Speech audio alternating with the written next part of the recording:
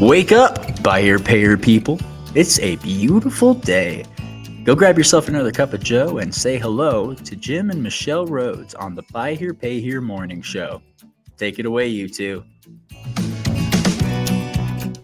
Happy Friday. Hello, everyone. Happy that you are all joining us today on the last day of the week. You know, it's that thank goodness it's Friday kind of thing. It's been amazing to me how fast this week has gone by, though. And buy here, pay here. It is still payment day. That's the day our bank accounts recover. So, right? So it's like one of the busier days. Yeah. So let's try to keep it light. Yeah. Oh, yeah, no, for sure. Well, we have something fun to talk about today. We got several things. We got some announcements and things we want to cover before we dive into our big subject. We kind of teased out there this morning the thing about hamsters. So some of you might be curious, what on earth? What are we going to talk about with hamsters? So you'll find out if you just hang in with us for a few minutes. I want to first go back and talk about our episode from Wednesday. We did our White Hat Wednesday with Russell Moore.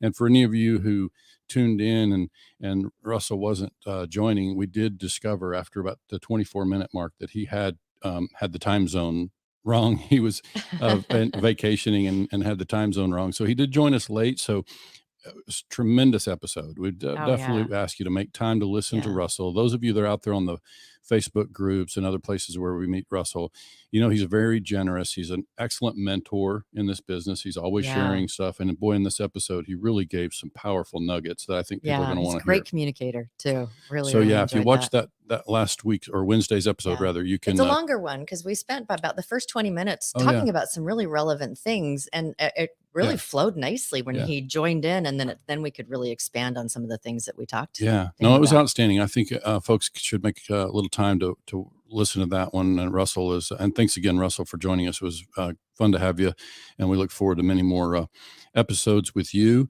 And then, Michelle, you had some other announcements I think we want to talk about. I just wanted to let you guys all know again, we are live on all podcasting platforms. Not live. We're available on all podcasting platforms.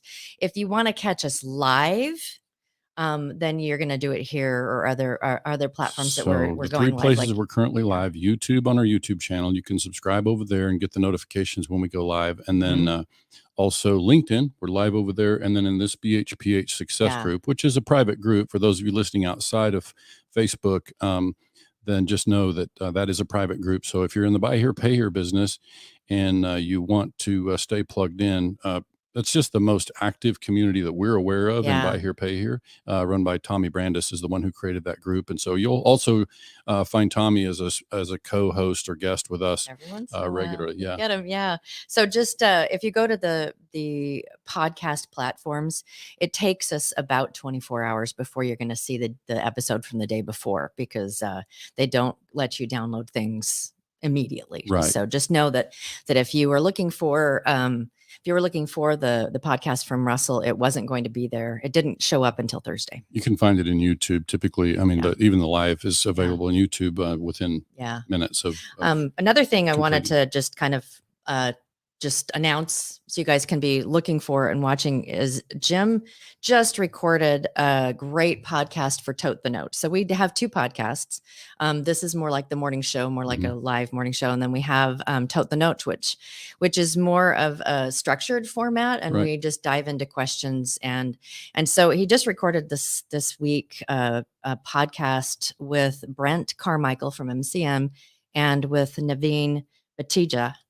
And from NEO. So those of you who know NEO, and their topic was the importance, or what is data telling us about loan performance. And you know, I think the way I phrase that, because Brent has been good enough to join us with this series that we're calling the hardest questions in Buy Here, Pay Here, because we're really trying to get down and take on some of the tough stuff, you know, and so Brent obviously brings a ton of experience from NCM, and we talked to Naveen about this. You know, NEO is an underwriting tool. For those of you not familiar with NEO out there, they're deep in AI. They're data specialists, and they have created a really fantastic underwriting tool that's combined with the CRM. Now, the reason we talk about that is because the subject really was, what should the data be telling the average buy here, pay here dealer? And I'm just going to tell you, you can tune in that episode. Naveen explains it well. Brent contributes to the conversation. But the reality is, what we're learning from all the numbers that are coming in with this new data age is that some of the things that we've always thought are not proven to be true. And so it's going to be really important for us all in this industry to track the data. And numbers don't lie. So we need to get in there and tell and learn what we can from those numbers. And so yeah, by all means, I think that broadcast should be posted. It should be this. Our intent is to have do kind of like a massive launch of all of them, or of a large handful of them this weekend. So our YouTube subscribers can find it. We'll post it over the weekend, but you can find it over there already. But we do expect to be on the podcast channels as well. For those of you who prefer to listen to the audio as you roll down the road like that, then you can do that. But. Yeah, there's going to be some great stuff I think we've got so far. That's one of the hard questions, a series in Tote the Note. And I think we've got 1, 2, 3, 4, 5. That'll make 5. And in that series that should all be available coming this weekend. Yeah. And people have really enjoyed the 3 that we did on business value. Those have been, popular and well received. And so we're just trying to get the answers for dealers out there. Michelle and I are out there asking the questions on behalf of dealers and trying to collect information. And so that's part of what our morning show is about, bringing that stuff to you. So shall we jump into our subject? We don't have a guest today. And so Jim teased hamster wheels. And what the heck does hamster wheels have to do with buy here, pay here? Yeah, as I think will probably be the theme for many of our morning shows is, it's kind of the topic of the week almost for us. We had a conversation with one of our clients earlier in the week, and I posed a question to them that I've posed to, I don't know, dozens of clients over the years. I mean, this is something that comes up periodically, and I ask dealers to think about something differently. So maybe I'll just ask the question first and then explain. Like if you're a buy here, pay here dealer doing 50 sales a month, then my question becomes, what does it really change for you if instead of doing 50 sales in the month of June, 50 in July, and 50 in August, and this is an exaggerated example, exaggerated question, but what if you sold no cars in June and July and sold 150 in August? So obviously those are exaggerated numbers, but they're meant to drive home a point. And when I ask dealers that question, I say, you don't have to answer for me, but you need to be able to answer for yourself, because you really need to look at what is it that causes us to feel like we have to sell, we have to push to sell. Where's that pressure coming from? Is it self-imposed? Because in buy here, pay here. Now, if we're in the retail space and we need to create those profits and meet payroll and cover all the, mortgage, whatever, I get that. But in buy here, pay here, the question becomes, when we're enjoying the cash flow off of the contracts that we've originated over the last 2 to 3 years, what's the urgency about selling? And of course, Michelle knows me, and most of my clients know me. I'm pretty level. Like I always have to tell people, remember, this is my excited face. Like this is what my face looks like when I have like straight face, and I'm just pretty level. Yeah. And so I was even that way during my years. Keep in mind, I was in the retail and sporting goods business before I got into the new car business as a salesperson in 95. And then I worked as a sales manager and then stepped in a buy here, pay here in 97. I think we need to kind of quantify this question that you asked, because I think that let me kind of frame it a little bit. Let me kind of frame it a little bit differently, maybe. One is all of you out there that experienced lower volume during COVID. What did that, I mean, did it destroy your business? Sure. Or were you able to like regroup, all of that? Yeah. And the context in which we've asked that question of dealers is, if you need to make major shifts or changes in your operation to help it be more healthy, to help it grow, to be able to catch up so that you can get off the hamster wheel. Right. There you go. Is it feasible? Sure. For you to step off the sell for a month or two and learn and shift and adjust and, make those internal tweaks and investments in your business, so that when you're done making those tweaks, then you can hit the gas again and all of those that hamster wheel is now going to be potentially supercharged or whatever, so that Yeah. it's like it will be a better experience. Or you take those couple of months to set up systems and processes or whatever, so that that hamster wheel doesn't need you in it Right. all the time. So, I think we recognize. So Michelle's articulated that pretty well. I think it's about, what is it worth for us to pause and I'm never saying, shut down sales. I mean, there have been times that I think I've shared with my own dealership. I would ask our team, we don't have any business putting on any more contracts on the books until we get our collection straightened out, right? Right. And so Yeah. why would we, create more problems? And when we don't really have a firm grip on what we're doing. So there's that, but there's really there's training, there's Mhm. investment in, whether it's writing out your process more, specifically. But I think going back to the original question is, what does it really change for you in that example of, instead of 50 in June, July, and August, we're doing 150. Well, let's go through some math. I mean, certainly if you think about the customer that you originate in June, they make their first payment maybe in July. Mhm. So 50 customers times $450 that would have been paying in July.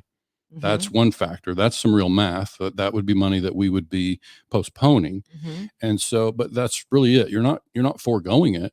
You're simply Mhm. postponing it in the scenario that I Uh-huh. mapped out, and you're extending your portfolio And another longer. thing to consider is that if you're going to just kind of slow down a little bit, that means you don't have to buy as many cars Yeah, there's as certainly well. that pressure on the Yeah. system. So I think, you know that I come from a place where I don't sometimes the nature of our business, there are unknowns, and those unknowns can create some pressure in our Mhm. business. But what I see too often in many of the operations that we work with is that sometimes our pressures are self-induced. Yeah. Like we're creating our own stresses. And so for Michelle and I coming in from outside, we're able to look at those things and think, there are some solutions. We could Uh-huh. maybe solve this problem if Uh-huh. we just have to step back and look at it and recognize, what are we doing? So staying on the inventory part of this is like, what is the value of making that time if we're enjoying all the cash flow? Like Michelle touched on COVID, we saw, like many of you saw during COVID, some of us were closed, like we were required by the state to be closed. Well, what did that mean to us? We quit delivering contracts, we quit creating sales, which hurt our paper profit for a period of time. But boy, our bank accounts Got grew yeah. substantially. Many of Yeah. us paid down debt pretty aggressively.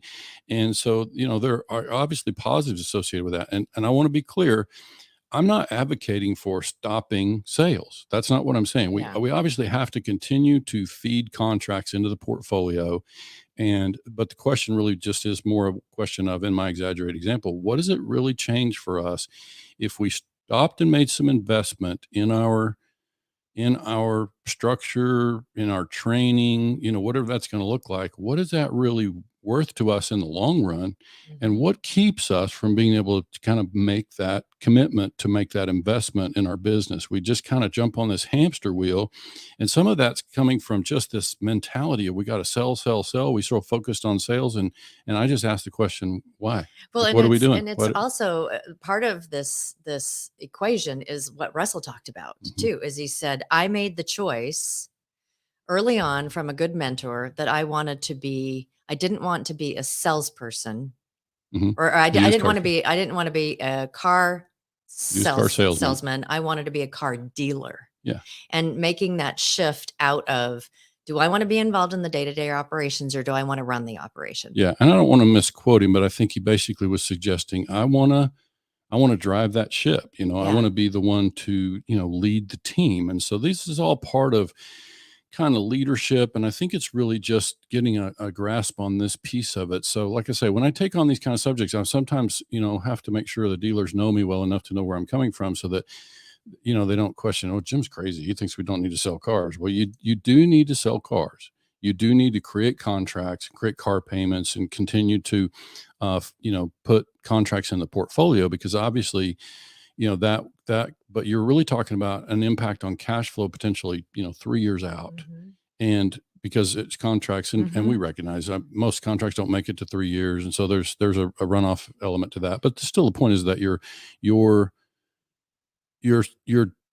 the impact of your cash flow is a long way off. You got Mhm. plenty of time to make plenty of adjustments if you did take some time to invest in your company with those tweaks that you're talking about. And so sometimes that's procedural, Yeah. sometimes training, whatever it might look like. And so, like, what we're really trying to do here is shedding light on, we talk an awful lot about dealers that are they're so busy, Mhm. and we deal every once in a while with clients or potential leads that it's just like pulling hair Mhm. to um to uh get them to get off the hamster wheel for a second so we can have a conversation, Mhm. and so that we can see how we can help. And so part of this, it's of posing this question and looking at it from, the hamster wheel side is for those of you that recognize that there are things that you either want to achieve that you're not able to achieve because you're on the hamster wheel, or that you need to change, but you Right. can't change because you don't have the bandwidth because you're on the hamster wheel. This idea is given to you as something like a light at the end of the tunnel, that there is a way, there's a way for you to be able to this is an option, this is a Yeah. suggestion of a way for you to be able to give yourself that time to create the business that you want, or to create the change that you need. Sure. Well, I would say also kind of in keeping with what Russell shared about, driving the ship and being the dealer. I think I've often thought about, and I've used the language with clients and people that I meet, even just in a business entrepreneurial context. I say that I'm much more deliberate. That's the word I always use. I'm much more deliberate in business than I once was. Like as a younger person, I made more business mistakes because, and one of the big ones that I think I see dealers make, certainly, uh, to an extent in buy here, pay here, but certainly just in car business and even sometimes retail, is like when we're struggling, when there's we're kind of got a lot of stresses, and we're, bank accounts are a problem, and our ratios aren't quite right. Some of us have the mentality that we can sell ourselves out of that problem, that we can sell more cars and that will solve our problem. And so that's kind of where the sell thing kicks in, is like people think we got to sell. If we sell enough cars, we'll solve the problem that we're facing today. And I would just say that my experience says that's usually not the answer. It can be in certain scenarios, but that's usually not the right answer. And so that's, especially in buy here, pay here, because the more we sell, the more cash we fund. And if the portfolio is not working well, now all we've done is put more contracts in a misfiring portfolio. And so, we don't sell ourselves typically out of a problem and buy here, pay here. So this is why I say it's just important to be deliberate, which means this goes back to the thing we talk about with working on your business. You got to be able to step out off of the hamster wheel Yeah. and go over there and make some quiet time and work on your business, and then be able to implement the things that you decide to implement. So it's just about, taking a pause. I was just thinking that, it's kind of like, all right, guys, if you need to be able to spend some time on your business, Jim and Michelle will give you a doctor's note. There You you have, go. Yeah. you have permission to be able to do what you need to do to fix the thing that needs to get fixed. And maybe if you it's give okay. yourself permission, Yeah. answer the question I posed at the beginning. What does it really cost you? So my case was exaggerated. It was like 2 full months of a shift. Yeah. And It may it not probably take wouldn't 2 full require months. Yeah. that much. So it's really, the impact is really pretty insignificant. Now, again, if we have people that are counting on commissions and all those kind of things, then that sounds a little like a self-imposed kind of situation where, and those kind of things But can how be many of the rectified. dealers out there are the salesperson? Yeah, I mean, that happens, Yeah. obviously. We've Yeah. got some smaller operations where they're kind of covering the whole Yeah. thing. But I would just say that generally speaking, we just want to see dealers be able to, step back and be a little bit more deliberate, and do some planning, which kind of leads into, Michelle and I touched on the fact that we're going to be speaking at TIADA. We're excited about that in late July, and we're going to be speaking on business planning. And so this will kind of tie in. I mean, some of what we're going to talk about there goes to the real heart of this, because to really plan, you got to jump off the hamster wheel long enough and really be able to say, okay, here's where I want to go with the business. Right. And now you can begin to go in there and do the necessary work. But just showing up and, hey, I got to buy more cars because I got empty holes, and I got to keep the cars, and I got to keep my commissions for my salespeople, and I got to go all the time. And, that's a recipe for not, losing sight of what's happening in your business. And that can be dangerous in any business, but in buy here, pay here, man, we just move so much cash. And if we're not really thoughtful about that and deliberate and really plan out what we're doing, then, it can get out of bounds, and we wouldn't see it coming. I use the analogy about, you get a wobbly wheel, will we recognize if the wheel's wobbling, that we got a problem? Will we stop and do some maintenance, or are we going to just keep driving? And so this is kind of the thing that we like to have our clients think about, and every dealer. We just think it's important in business, and it can be especially true in buy here, pay here. Why don't we pause and get some feedback from our listeners? We got some folks listening in. We've had, there's a few that we weren't able to see on our screen. Tommy, I love it that he tunes in. He's like, awesome convo on a huge topic. Too many need to sell to keep ahead of poor performing portfolio in order to not break covenants with their bank. That's so, and that just tells you a ton. That tells you that we're kind of slaves to some boundaries, and it doesn't let us be as thoughtful in planning. If we're kind of at the mercy, of those things, and we have to create sales, what does that do? That puts pressure on our underwriting. That makes us take deals that are kind of marginal or worse. It creates a recipe for, we're having to create volume. We're having to pump contracts into this portfolio. And that just, when we create that kind of pressure, that just, pressure for buy here, pay here from either side, whether it's from the dealer side or from the customer side. I remember working with customers over the years where, and most dealers have seen this, customer will come in and say, I need a car right away. I need an answer like now. And I always would answer, well, if you need an answer now, the answer is no. Like, I can't help you. Like we have to go through a certain process to be able to make a judgment. So if you want to pressure us to make a now decision on your approval, the answer has to be no. Like, we have to take the time to make that judgment. Those of you who know Jim, is that he's like one of the coolest cucumbers that I've ever experienced. And so it's been really fun. Just like that whole thing of like, well, then the answer is no, because we need to do this. How many of us would be like, okay, let's get this going. The interesting piece to that is that if they say I need to know now, and you say no, then the answer is going to be no, because we need to take the time. That's going to throw a stick in their wheel and make them stop. And it's like, oh, okay.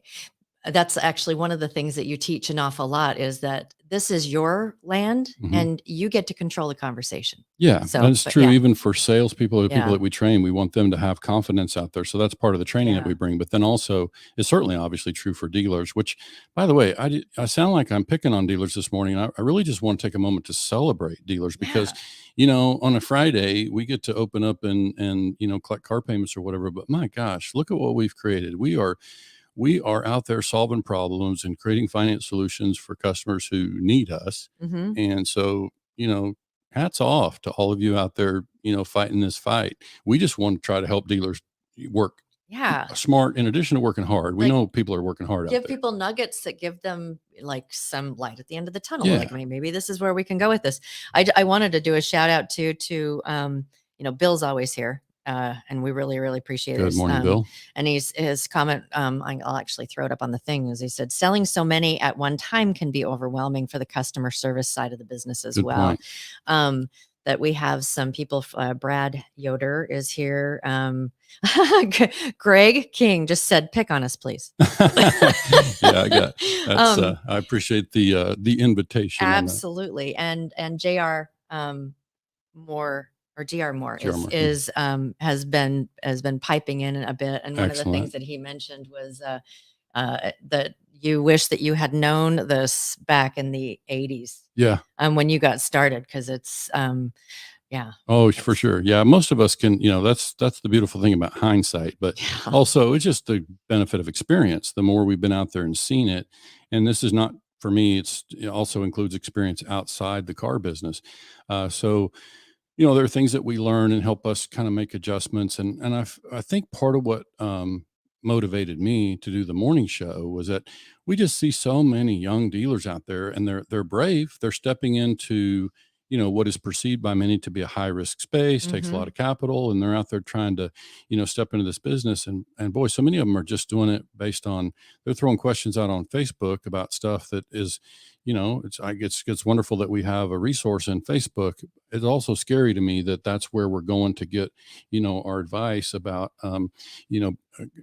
running this kind of a business, just because it's got so many potential pitfalls, and some of those are really expensive when we make those mistakes. And so why pay that price when there's and I don't want to sound like I'm selling our consulting service. I'm just saying, find a mentor or coach. If it's not us, find some help, because there's some real experience out there. And boy, I mean, you listen to that Russell episode from Wednesday, he shared some stuff. I mean, I'll not tell you what was said, but Russell got a piece of advice from a trusted advisor, somebody who was really successful, entrepreneur in his community, who came to Russell one day and gave him a piece of advice that he still remembers like it was yesterday. So just, like I say, you can jump over there and find that. But I just think, here's a guy who's had a lot of success, and he had to have somebody at his point, somebody tell him, it's time to make a decision. Yeah. And so I think it's just important to, to have those kind of folks in your circle, and be able to step outside your business. I think that's really the theme of this morning with the hamster wheel, is when we're so tied up on the hamster wheel that we can't make time to go get educated at the conventions, and we can't, go get the latest compliance stuff. Then wow, what price are we paying for staying on the hamster wheel? And it's also, when you're on the hamster wheel, it's like your vision gets really tunneled. Yeah. And you can't see that there are things that can help you, because it's just like, I just have to keep ahead of it. I just have to keep ahead of it. I just have to keep ahead of it. Right. And, there are people that have been around this business long enough that can say, all right, sure, if here's kind of what we see. Sure. And here's how we might be able to give you some advice to help. Yeah. So maybe for today, just ask yourself, if you thought you were going to sell 10 cars on a Friday and you only sell 7, what does that really mean to you? What is it? What's it really change? So just, it's like a way to think about, where's the pressure coming from, and what do we gain from, that selling 10 instead of 7 or whatever. It's like, what's to be achieved in that? And so that's always kind of the way I come at things. Especially, I mean, it's one thing if you have a very well designed machine running, sure, and that you can hit the gas pedal Absolutely. to make it go. But we would caution that before you hit the gas pedal, that you make sure that all the pieces look like they're running well, and Right. all of that. So there's nothing wrong with, we can sell a lot, and we're hitting the gas pedal, Sure. but make sure that before you do that, that you've taken an inventory, That's good. if there are things that are friction points or whatever, that you've taken a look at them and gotten off the hamster wheel for long enough to be able to do that. Yeah. So that kind of takes me back to the loose wheel analogy. It's like, we can race, and we can see, oh man, we got a wobbly wheel, but we're almost there. We just push a little harder.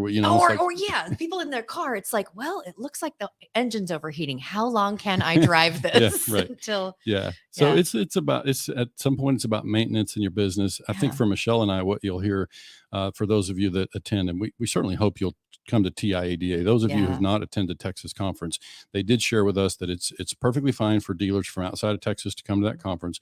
They have one of the best, if not the best, conferences in the country. They do a tremendous job out there, and we got an excellent dealer panel. And I can't speak to how many spots they have available, but that's in late July. And so if you can justify some time away, you will hear Michelle and I talk about, in business planning, we're going to really talk about, for those of you who want to join us in stepping off that hamster wheel, we're going to talk about how to assess where you want to go with your business. Like writing your business plan and plugging in the numbers is one thing. How to make a determination about really where you want to go with your business, that will be the main topic that we kind of introduce. And we will get around to talking numbers, but it's really important that we think about these other things first and how to drive the ship. Michael just posted, Michael Mills, don't know where you're from, Michael. It's important to step back and be willing to get a non-biased opinion from time to time. True. You don't know what you don't know. Yeah. And then also on that, I would say, I think I've talked about this already on the morning show, but what you don't need at that point is a rah-rah cheerleader. Yeah. You don't need somebody saying, go for it, go for it. You can sell 20 instead of 15. You know, that's not necessarily always what you're looking for is a cheerleader. You're looking for a really trusted advisor who can step in there and you know, give you, and sometimes that's going to be somebody that's already in your circle. It could be a family member that's Yep. got a lot of experience. If you've got a 20 group and you need Yeah. to talk to somebody, you know, whatever it is that you have. But just also know, you know, we again, we love being able to have a platform like this so that we can share some of this insight. And we know that, you know, it's you're entrusting us with that. And Well, so they're just drinking coffee. they're just anyway. drinking cup, right? Yeah. Yeah. If there's anything that we can do to help you, please don't hesitate to reach out. You know, we can do like a discovery call and give you a little bit of direction that way, and let you know if there's something there that you might be able to, that we might be able to see, that to Sure. help you get on the path or the track or the you know, how you want to see your business in the future. Yeah, we're always happy to Yeah. talk to somebody about just an assessment. Tell us Yep. what's going on and see if we can help. As we said, most of the times, you know, occasionally we find a way to plug in and help, and sometimes there's ways to get there. But really, it's just about, you know, let's assess what the problem is, and maybe Yeah. we can give you some tips, and you can take those and go. Because here's the reality: Michelle and I are doing the best we can to scale our business, but we know there's about 20,000 buy here, pay here dealers out there. We're probably not going to be able to help them all. Well, we're not. And that's one of the reasons why we're doing this, is Right. because we have a better ability to be able to reach the masses and help. Right. And help on this platform, give insights, give nuggets, whatever that you can maybe just pick up and run with. Yeah. And to get better. So congratulations to those of you that are listening in. I'm showing about 8 live listeners, which means there's about 19,992 dealers who Spread the aren't word. listening this morning. So yeah, get the word out Well, there. it's been really fun to watch now that we're on some of the podcasting channels, Mhm. that we, you know, a lot of people, since we're East Coast, they don't pop in on here Oh, to sure. listen to us live, but it's really beautiful that we're gaining some traction with people out there and in the ether. Yeah, please send in your yeah, feedback, send in please your do. questions. We've got a survey. I'll try to remember to post the survey in the comments when this video goes Yeah. out. And so we definitely want to hear back from you. You've got ideas. We're getting some great ideas already from those who are Absolutely. chimed in. So please keep sending in your feedback. We want to know how to tailor this show to, meet your interests. Absolutely. And if you got a minute, go to YouTube and like and subscribe to the Octane group. And we're always posting new things in there as well. That is free content for people to be able to learn a little bit. It's the end of the show and it's a Friday, and Yep. we're about ready to either go into high mode of collecting payments, or Yep. you know, it's just Friday. Yeah. So again, we appreciate you tuning in, and have a great weekend. And then we'll be back here on Monday morning at 9 Eastern. All right. Have a great weekend. We'll talk to y'all later.